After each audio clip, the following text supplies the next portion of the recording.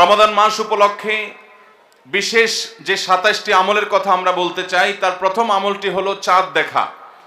রমাদান মাসের চাঁদ শাবানের শেষ দিনে আমরা পশ্চিম আকাশে তালাশ করব, অনুসন্ধান করব। নবী করিম সাল্লাল্লাহু আলাইহি সাল্লাম বলেছেন, সুমু লিরুইয়াতিহি ওয়া আফতিরু লিরুইয়াতিহি, তোমরা চাঁদ দেখে রোজা রাখো আর চাঁদ দেখে তোমরা ঈদ উদযাপন করবে।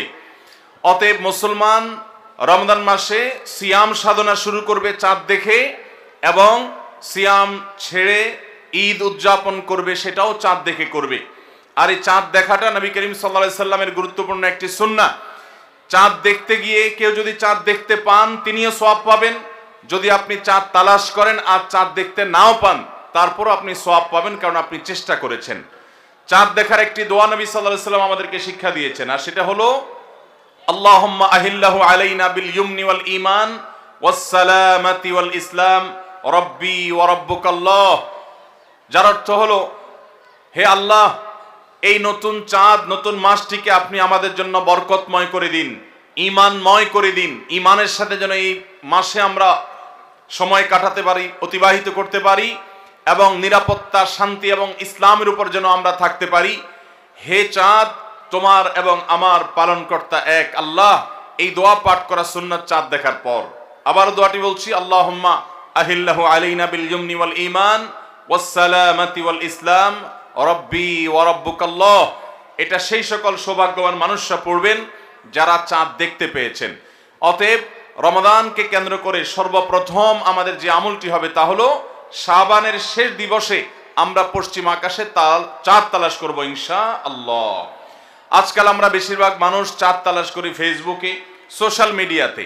আমরা ফেসবুক বা সোশ্যাল মিডিয়া থেকে নিউজ নিতেই পারি, কিন্তু আমার একজন মুসলমান হিসাবে কর্তব্য হলো আমি পশ্চিম আকাশে শাবানের শেষ দিবসে চাঁদ তালাশ করব। আমরা যদি চাঁদ তালাশ না করি, আমরা যদি চাঁদ না দেখি, তাহলে চাঁদ দেখা কমিটি কিভাবে তারা চাঁদ উঠার সংবাদ ঘোষণা করবে? অতএব চাঁদ দেখার যে আমল, সেটি আমাদের সমাজ থেকে যে বিলুপ্ত হয়ে গেছে, সে আমলটাকে আমাদের আবার পুনর্জীবন দিতে হবে। প্রতিটি পাড়ায় মহল্লায় আমরা আনন্দ উৎসবের সাথে রমাদানের চাঁদ তালাশ করব, এবং ঈদ উল ফিতরের জন্য, অন্যান্য মাসের জন্য আমরা চাঁদ তালাশ করব। কেউ যদি চাঁদ না দেখে একটা এলাকাতে, তাহলে সবাই গুনাহগার হবে। কিছু না কিছু মানুষ অবশ্যই চাঁদ দেখতে হবে, তা না হলে ফরজে কিফায়া তরক করার গুনাহগার সবাইকে হতে হবে। অতএব রমজানের প্রথম আমল হলো শাবানের শেষ দিবসে আমরা পশ্চিম আকাশে সন্ধ্যায় চাঁদ তালাশ করব। চাঁদ দেখতে পেলে দোয়া করব, আর যদি চাঁদ দেখতে না পাই তবু আমি সওয়াব পাবো। আল্লাহ আমাদের সবাইকে আমলটা করার তৌফিক দান করুন। রমাদানের দ্বিতীয় আমল হলো সবচেয়ে গুরুত্বপূর্ণ আমল, সেটা হলো সিয়াম সাধনা, রোজা রাখা। প্রত্যেক প্রাপ্তবয়স্ক সুস্থ মস্তিষ্ক সম্পন্ন নারী এবং পুরুষ, তিনি যদি মুসলমান হয়ে থাকেন, তাহলে সেক্ষেত্রে তার উপরে আল্লাহ রাব্বুল আলামিন রমাদানের দিনের বেলায় রোজা রাখা, সিয়াম সাধনাকে ফরজ করেছেন। প্রত্যেক প্রাপ্তবয়স্ক মুসলিম নারী এবং পুরুষ যদি সুস্থ সবল হয়ে থাকেন, আল্লাহ রাব্বুল আলামিন এই ফরজটাকে পালন করতে হবে। আল্লাহ বলেছেন, কুতিবা আলাইকুমুস সিয়াম, তোমাদের উপরে রোজা রাখাটাকে ফরজ করা হয়েছে। অতএব রমজানের দিনের বেলা রোজা রাখা হলো রমজানের সবচেয়ে বড় আমল। এটা হলো দ্বিতীয় আমল বলেছি।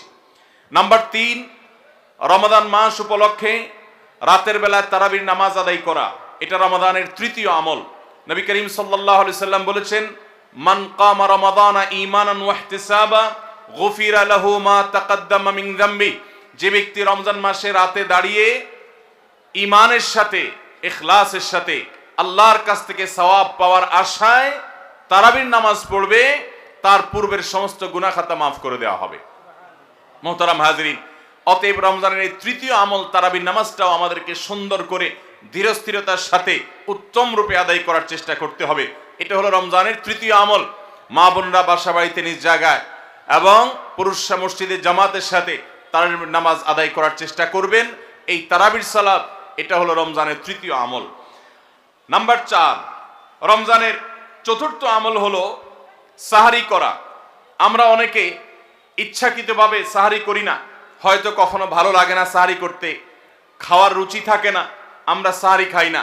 সাহারি খাওয়া ছাড়াও যদি কেউ রোজা রাখে, রোজা হয়ে যাবে, কিন্তু সাহারি খেলে আপনার খাদ্য গ্রহণ হবে, পাশাপাশি আপনি সওয়াবও লাভ করবেন। প্রতিদিনই আপনি খাবার খান, এই সমস্ত খাবার খাওয়াটা জায়েজ, এটার কারণে আপনার কোনো সওয়াব হবে না যদি আপনি সাধারণ ভাবে আপনি খাবার খান। কিন্তু আপনার নিয়ত যদি হয় ভোর রাতে খাবার গ্রহণ করছেন, আপনি কেন? রোজা রাখবেন সেজন্য।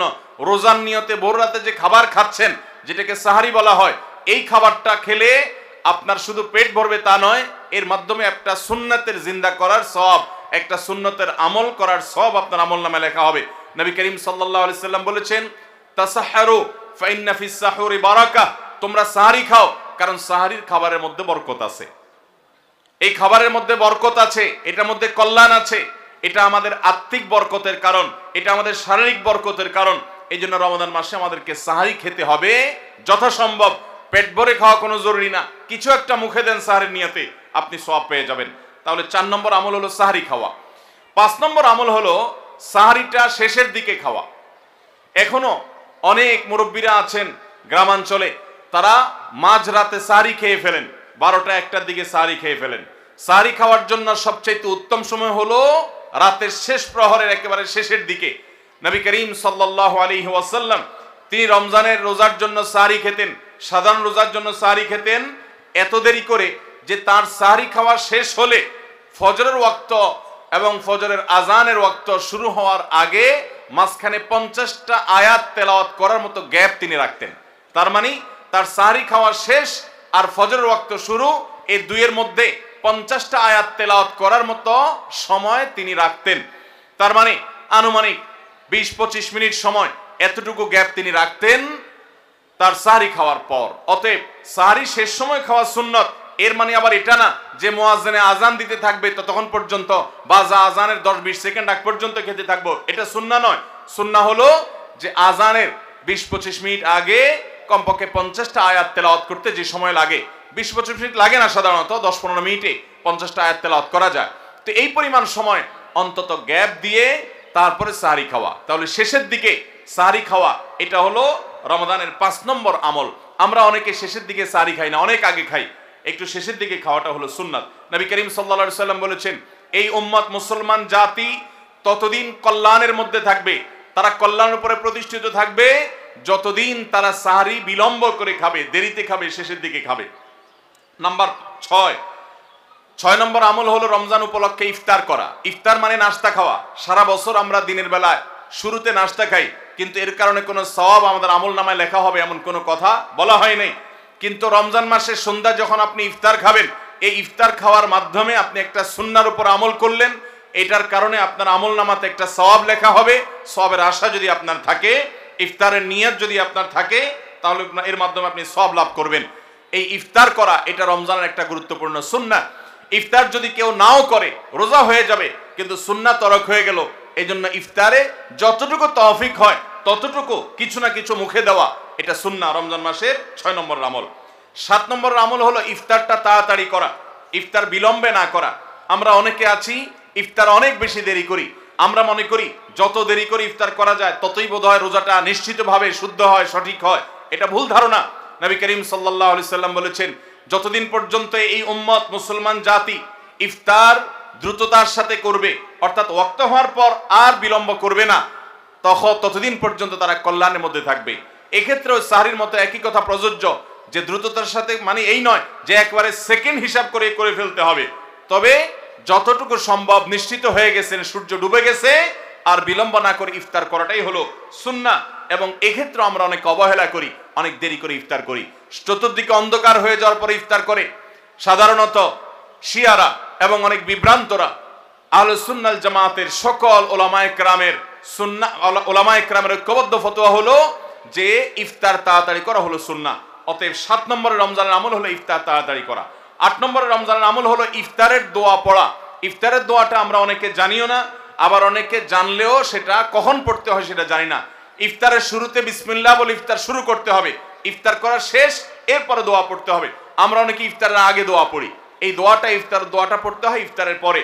দোয়াটা হলো যাহাবাজ জামা ওয়াবতাল্লাতিল উরুক ওয়া সাবাতাল আজরু ইনশাআল্লাহ। এটা হলো দোয়া। যাহাবাজ জামা মানে হলো আমার পিপাসা দূর হয়ে গেল, ওয়াবতাল্লাতিল উরুক আমি ইফতার করার মাধ্যমে প্রশান্ত হয়েছে, আমার শিরা উপশিরাগুলো সবগুলো সিক্ত হয়েছে। ওয়াসাবাতাল আজরু ইনশাআল্লাহ, এবং এই রোজার বিনিময় আল্লাহর কাছে সাব্যস্ত হলো ইনশাআল্লাহ। এই দোয়া পাঠ করা সুন্নাহ। তাহলে ইফতারের পর আমরা এই দোয়া পড়বো, যাহাবাজ জামা ওয়াবতাল্লাতিল উরুক ওয়াসাবাতাল আজরু ইনশাআল্লাহ। এটা হলো রমজানের 8 নম্বরের আমল, ইফতারের দোয়া পড়া। 9 নম্বরের আমল হলো ইফতার এবং সাহারি উভয়টাতে খেজুর খাওয়া। এটা সুন্নাহ। খেজুরের মধ্যে প্রচুর খাদ্য শক্তি আছে। আমরা রমজান মাসে যে রোজা রাখি, সারাদিন পানাহার বর্জন করে থাকি, আমরা যদি সাহারিতে খেজুর খাই, আমাদের শরীরে প্রচুর পরিমাণ খাদ্য শক্তি থাকবে এই খেজুর খাওয়ার ফলে। খেজুর অনেক উপকারী একটা খাবার। আমাদের দেশেও আজকাল খেজুর উৎপাদন হচ্ছে আল্লাহর মেহেরবানিতে। এই খেজুর ইফতারিতে নবী করিম সাল্লাল্লাহু আলাইহি সাল্লাম আধা পাকা আধা কাঁচা খেজুর, যেটা যে অর্ধেক পেকেছে অর্ধেক কাঁচা, সেগুলো তিনি পছন্দ করতেন। সেটা না পাওয়া গেলে সাধারণ খেজুর এটা দিয়ে ইফতার করা, এটা আমরা সবাই জানি। কিন্তু যেটা আমাদের দেশে মানুষ জানে না, তা হলো সাহরিতে সাহরি খাওয়া, সাহরিতে আপনার খেজুর খাওয়া সুন্নাত। নবী করিম সাল্লাল্লাহু আলাইহি সাল্লাম বলেছেন, নি'মা সাহুরুল মুমিনি আত-তামার, ইমানদারের সবচেয়ে উত্তম সাহরি হলো খেজুর।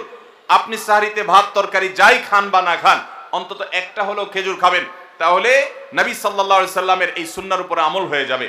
তাহলে 9 নম্বর রমজানের আমল হলো সাহরিতে এবং ইফতারে উভয় সময়ে কমপক্ষে একটা হলেও খেজুর খাওয়া, মানে খেজুর খাওয়াটা হলো সুন্নাহ। 10 নম্বর রমজানের আমল হলো দিনভর বেশি বেশি দোয়া করতে থাকা। ভাইরা আমার, রোজাদার ব্যক্তির দোয়া আল্লাহ রাব্বুল আলামিন ফিরিয়ে দেন না। রোজাদার ব্যক্তি দিনভর আল্লাহর কাছে দোয়া করতে থাকলে সে দোয়া কবুল হয়।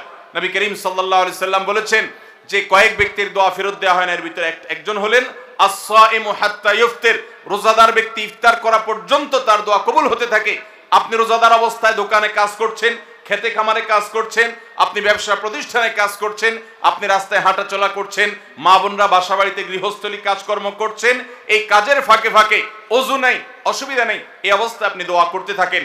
রোজাদার অবস্থায় দোয়া কবুল হয়। সারাদিন আপনি মনে মনে আপনার চাওয়াগুলো আল্লাহর কাছে নিবেদন করেন, আল্লাহর সাথে আপনি কথা বলতে থাকেন, কারণ দোয়া কবুলের একটা মোক্ষম সময় হলো রমজান মাসে এই রোজা অবস্থায়। বিশেষ করে ইফতারের আগ মুহূর্তে দোয়া কবুল হয়, আমরা তখন অনেকে ইফতার নিয়ে ব্যস্ত হয়ে পড়ি। তাহলে আমরা 10 নম্বর আমল জানলাম রমজান মাসে, সেটা হলো বেশি বেশি আল্লাহর কাছে দোয়া করা, আল্লাহর কাছে মনের চাওয়াগুলো পেশ করা, দুনিয়ার চাওয়া আখিরাত চাওয়া। আল্লাহ আমাদেরকে তৌফিক দান করুন।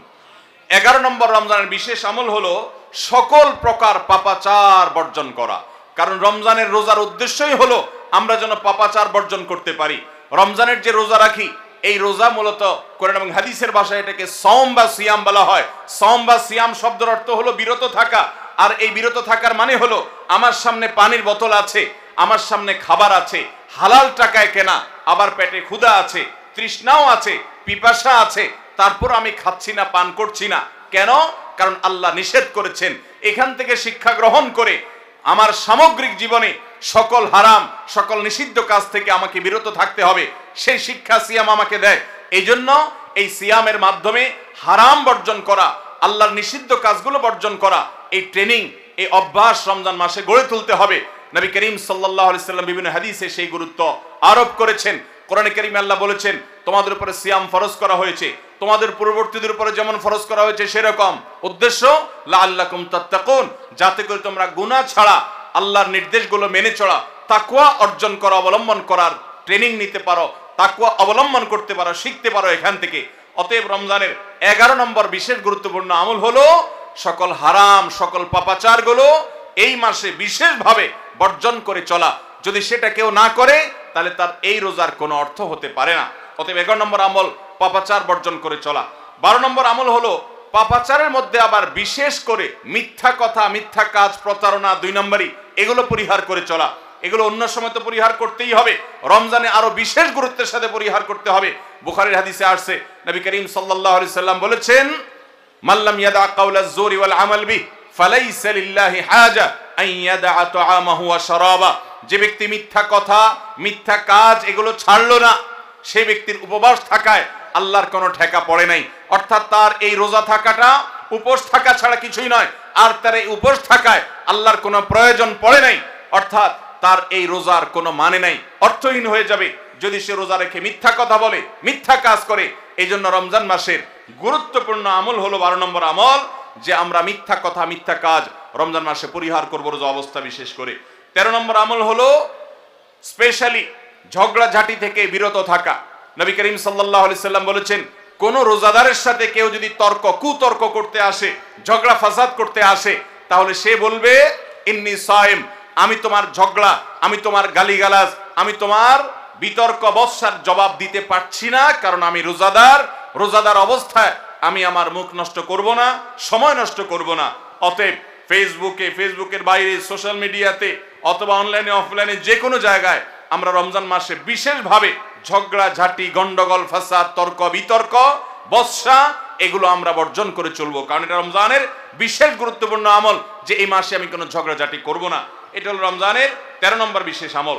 14 নম্বর বিশেষ আমল হলো সাধারণ যত আমল আছে, সাধারণ যত ভালো কাজ আছে, সেই ভালো কাজগুলো এই মাসে সবচেয়ে বেশি গুরুত্বের সাথে করা। কারণ আপনারা জানেন নবী করিম সাল্লাল্লাহু আলাইহি সাল্লাম বলেছেন, রমজানের শুরুর দিকে আল্লাহর পক্ষ থেকে এক ফেরেশতা ঘোষণা দিতে থাকে, ইয়া বাগিয়াল খায়র আকবিল, তোমাদের মধ্যে কেউ কি কোনো কল্যাণের পথে চলতে চায়, এমন কোন মানুষ আছে যে কল্যাণকামী, যে ভালো কাজ করতে চায়, তাহলে সে যেন অগ্রসর হয়, কারণ ভালো কাজ করার মৌসুম এসেছে, সময় এসেছে, সুবর্ণ সুযোগ এসেছে। এটা আমল করার সময়, এটা নিজের আমল নামার শূন্য স্থানগুলো পূরণ করার সময়, এটা জান্নাতের পথে এগিয়ে যাওয়ার সময়। অতএব যত নেক আমল আছে, সেটা যেই ধরনেরই হোক না কেন, সকল ভালো কাজ সবচেয়ে বেশি করতে হবে এই রমজান মাসে। 5 ওয়াক্ত নামাজকে গুরুত্বের সাথে পড়তে হবে, অন্যান্য সমস্ত আমলগুলো করতে হবে, সাধারণ আমলগুলো বিশেষ গুরুত্বের সাথে করা। এটা হলো 14 নম্বর আমল রমজানের। 15 নম্বর আমল হলো খুব গুরুত্বের সাথে ইস্তেগফার করা, আল্লাহর কাছে গুনাহ মাফ চাওয়া। কারণ আপনারা জানেন রমজান মাস এসেছে আমাদের গুনাহগুলোকে মাফ করাবার জন্য। রমজান মাস এসেছে আমাদেরকে জাহান্নাম থেকে মুক্তির পরোয়ানা পাইয়ে দেওয়ার জন্য। নবী করিম সাল্লাল্লাহু আলাইহি সাল্লাম বলেছেন, ওয়ালিল্লাহি উতাকা মিনান নার।